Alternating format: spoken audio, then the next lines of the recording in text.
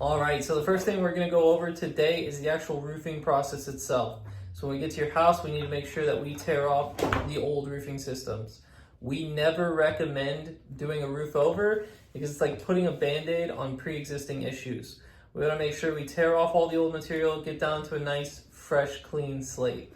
From there, we're gonna make sure your roof is up to Florida building codes. We're gonna go through and we're gonna re-nail the decking every 6 inches on code, on center.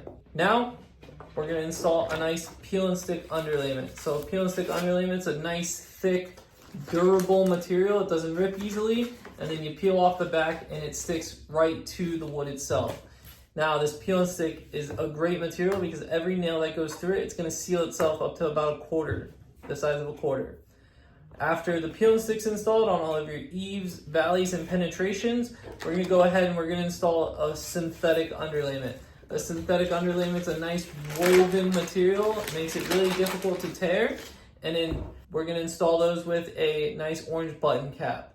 Florida Building Code changed a couple years ago, so now we put 2 layers of this synthetic across the entire roof.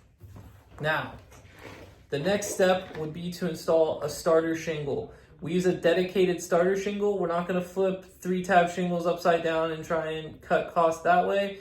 The starter shingle is gonna start to mold the roof. It's a nice, thick material and it's got tar on both sides to really hold that front shingle down.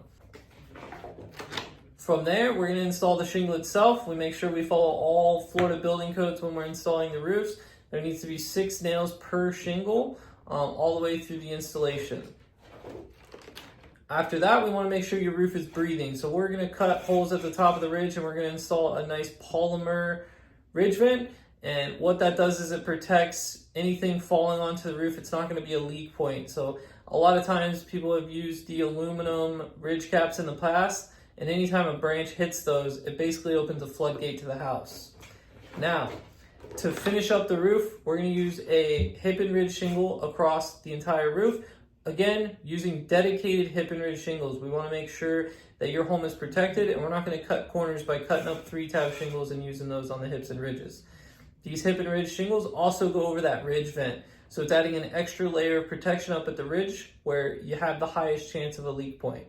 In future videos, we're gonna go over the differences between synthetic and peel and stick, why we use the shingle that we use, and the differences across the brands. Stay tuned.